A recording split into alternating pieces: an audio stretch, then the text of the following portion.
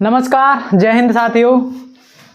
तो स्टूडेंट, इस वीडियो में हम क्लास 10th का बहुत ही महत्वपूर्ण चैप्टर है हमारा ट्रायंगल, जिसमें एक बहुत इंपॉर्टेंट टॉपिक है हमारा थेल्स थ्योरम। तो बच्चों, इसका दूसरा नाम है हमारा बेसिक प्रोपोर्शनलिटी थ्योरम, जिसको हम शॉर्ट में बोल देते हैं बीपीटी। तो बच्चों, हमसे जब क्वेश्चन पूछता है एग्जाम में, ये कम से कम 5 या 4 नंबर का क्वेश्चन पूछेगा आपसे। ठीक, कभी कभी इसका स्टेटमेंट पूछ लेता है आपसे और कभी कभी इसका प्रूफ पूछ लेता है। तो देखेंगे, बहुत ही इंपॉर्टेंट थ्योरम है हमारी ये ट्रायंगल चैप्टर की।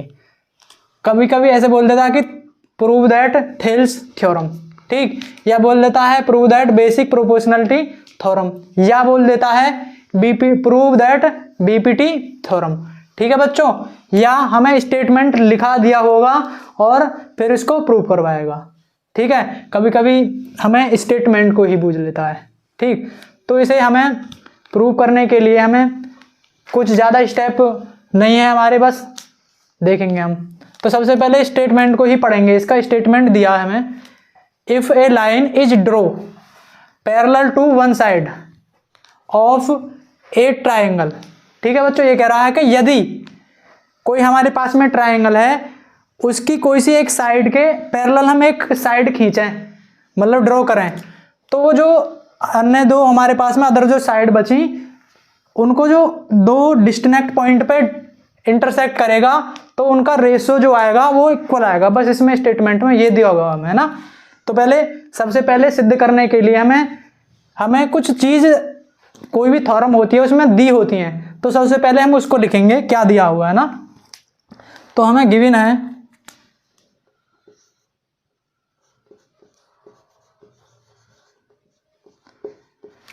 गिवन क्या है, इसने बोला है draw parallel to one side. हमने बीसी साइड के एक पैरेलल साइड खींच ली हमारी डी। तो बस ये ही दिया हुआ है कि बीसी पैरेलल है डी के। ठीक है बच्चों, अब देखो ये स्टेटमेंट का हम मैथमेटिकल इंडेक्शन निकालें तो वो देखेंगे क्या निकलेगा, क्योंकि हम स्टेटमेंट को ऐसे ही तो प्रूव नहीं कर सकते है ना। तो इसका मैथमेटिकल इंडेक्शन कहने का मतलब यह है प्रूव दैट। हमने प्रूव क्या करना है ना, हमने प्रूव करना है जो रेशो है, कौन कौन से रेशो। देखो, जो हमारी साइड है, हमारी दोनों साइडों को दो पार्टों में डिवाइड कर दिया इसने, किस किस में, ए डी और बी डी, ऐसे इधर ए ई और सी। तो ये जो रेशो है इनका, इसका और इसका रेशो और इसका रेशो दोनों क्या आना चाहिए, इक्वल आना चाहिए। यही हमें प्रूव करना है ना। तो देखो, क्या ए डी बटे में बी डी बराबर ए ई बटे में सी ई। ठीक है बच्चों, अब कोई भी थ्योरम हम सिद्ध मतलब प्रूव कर रहे हैं, तो उसके लिए हमें कुछ चीज अलग से भी ड्रॉ करनी पड़ सकती है, जिसको हम बोलते हैं, एक अलग से नाम दे देंगे उस हेडिंग का, कंस्ट्रक्शन, है ना।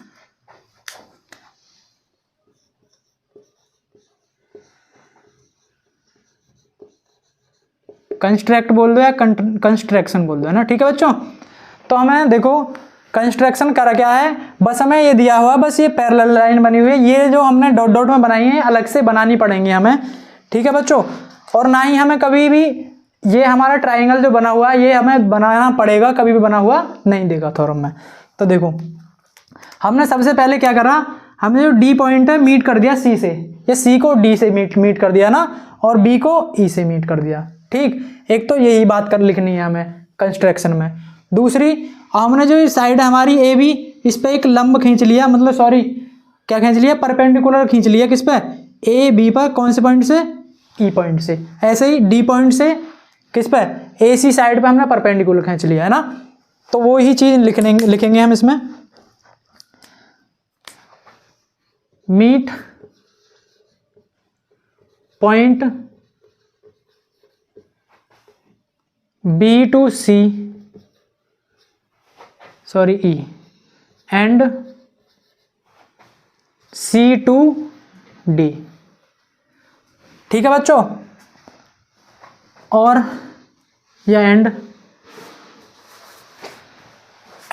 Draw a perpendicular, and draw A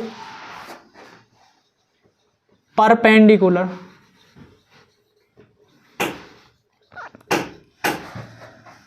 on side on both side, draw two लिख लो यहां, ड्रॉ टू परपेंडिकुलर्स,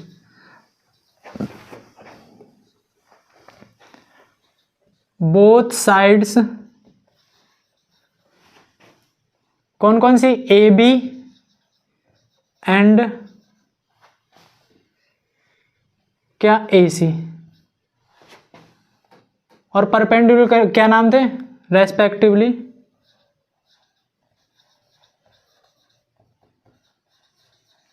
क्या क्या परपेंडिकुलर है जो ए बी पे खींचा, ई एफ, और ए सी पे खींचा डी जी, तो ई एफ और एंड डी जी। तो हमें बस कंस्ट्रक्ट लिखना है।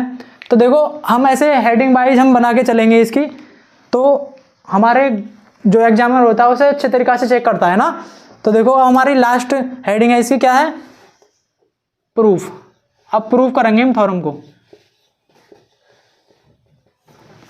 ठीक है बच्चों। अब देखो प्रूफ करने के लिए हमें 9th क्लास में जाना पड़ेगा पीछे वापस, है ना। तो देखो जब हमारे पास में दो पैरेलल लाइन होती थी, क्या ये दो पैरेलल लाइन हमारी बी सी और डी, उनके बीच में हम कोई भी ट्राइंगल 2 या 3 बनाओ, जितनी बनाएं, और उनका जो बेस है वो क्या रहे, सेम रहे, तो उसका जो एरिया होगा वो इक्वल होगा, है ना। देखो जैसे यहाँ पे दो पैरेलल लाइन इनके बीच में हमारे पास में दो ट्राइंगल बनने के, उनके से बी डी ई, और दूसरा ट्राइंगल है सी डी ई, तो इनका बेस हमारा सेम डी ई, और इनकी पैरेलल साइड कौन सी है, बी सी और डी, तो सेम पैरेलल लाइन उनको बीच में बिटवीन लाई कर रहा है ये दोनों, तो इनका जो एरिया होगा वो क्या होगा, इक्वल होगा, ठीक है बच्चों। क्या लिखेंगे यहाँ पे, हमारे पास में है इन ट्रायंगल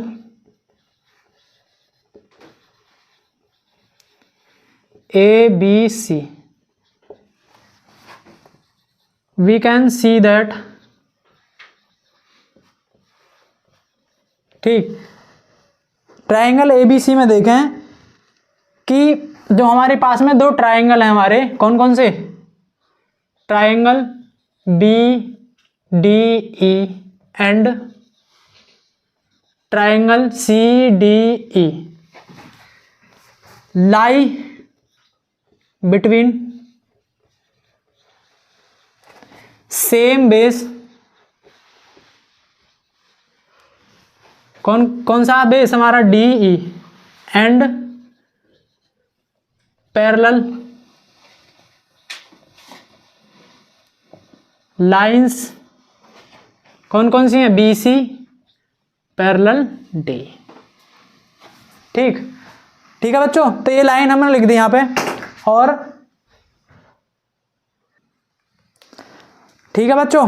अब जब हमने ये लाइन लिख ली यहाँ पे, तो ये क्या है, हमारी 9th क्लास में एक थ्योरम थी, तो ये दोनों जो हमारे पास में जो ट्राइंगल हैं इनका एरिया इक्वल हो जाएगा ना, हेंस ये 10 ये हो जाएगा हमारा ट्राइंगल या area B D E equal to area C D E, ठीक है।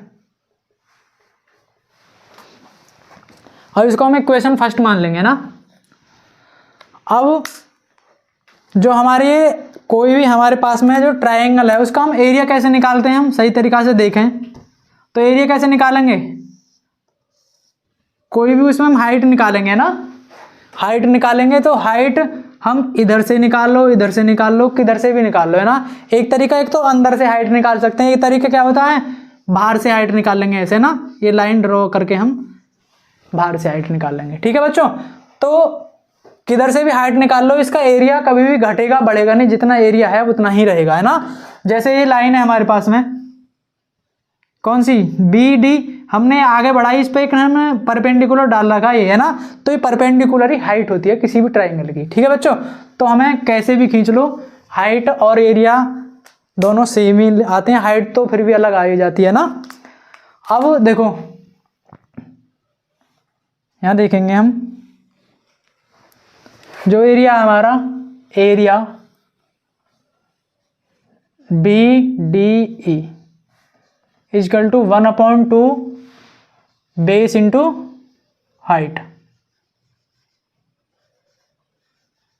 ये दिख रहा सबको?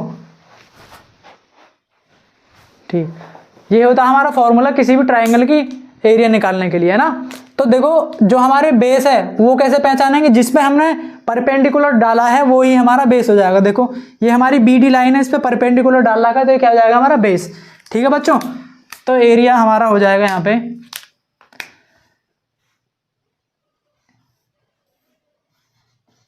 BDE इक्वल टू 1/2 बेस हमारा क्या हो जाएगा BD, और हाइट क्या डाली हमने EF परपेंडिकुलर। ठीक है, ये हाइट हो जाएगी जो परपेंडिकुलर है। ठीक है बच्चों, अब ऐसे ही हम तो दूसरा ट्राइंगल बचा एरिया कौन सा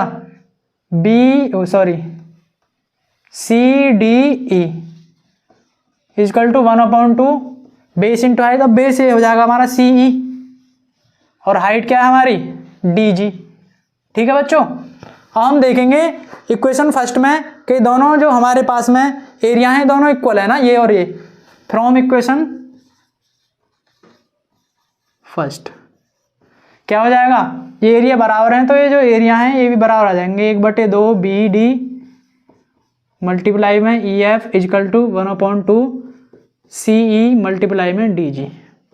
ठीक है बच्चों, अब देखो 1/2 से 1/2 कैंसिल हो जाएगा और ये हो जाएगा BD बटे में CE।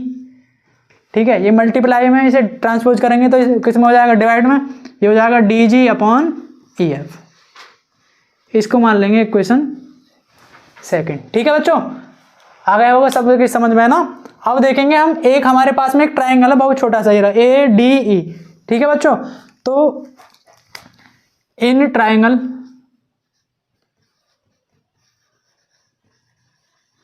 कौन सा ADE, तो मैंने बताया अभी कि हम हाइट किधर से भी खींच रहे हैं इनका एरिया इक्वल रहेगा। ठीक है, तो देखो एरिया निकालें हम, area ADE equal to 1/2 base into height. देखो हम इस हाइट की बात करें EF, तो बेस क्या हो जाएगा AD लिख लिया। अब दूसरी कंडीशन में लेके चले हम ADE का ही हम एरिया निकालें, क्या हो जाएगा 1/2। अब हाइट क्या हो जाएगी DG, और जो एरिया होगा किस पे परपेंडिकुलर AE पे। अब देखो ये भी ADE है और ये भी ADE, दोनों बराबर हो जाएंगे। 1/2 EF मल्टीप्लाई में AD बराबर 1/2 DG मल्टीप्लाई में AE। ठीक है, 1/2 से 1/2 कैंसिल, वही हमारा देखियो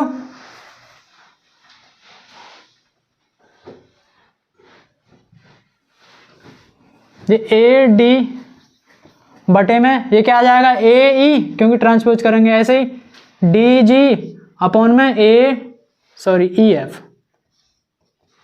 इक्वेशन थर्ड मानेंगे ना। अब देखेंगे हम इक्वेशन सेकंड को और थर्ड को देखें। BD upon CE AD upon AE दोनों किसके बराबर, DG अपॉन EF। तो ऐसे ही जैसे यहाँ से हमने बराबर करें ऐसे इसका कर देंगे बराबर। क्या करेंगे, फ्रॉम इक्वेशन 2 and 3। ठीक है बच्चों, अब ये दोनों बराबर हैं तो इधर के ये भी बराबर होंगे। क्या हो जाएगा हमारा BD बटे में अपॉन में CE equal to AD upon में AE। ठीक है बच्चों, अब इसे हम थोड़ा सा और इम्प्रूव करें।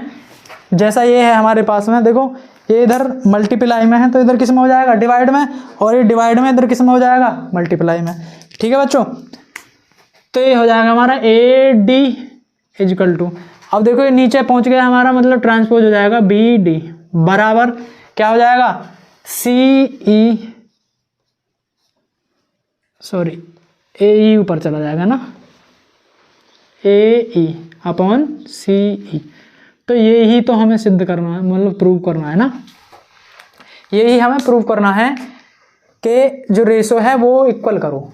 ठीक है बच्चों, ज़्यादा हार्ड थ्योरम नहीं है, बस स्टेप बाय स्टेप चलते जाना है और हम अपने रिजल्ट पर पहुंच जाएंगे। ठीक है बच्चों, यही हमें प्रूव करना है। मिलते हैं अगली वीडियो में और भी इम्पोर्टेंट क्वेश्चन के साथ। जब तक के लिए स्वस्थ रहिए और पढ़ते रहिए। जय हिंद।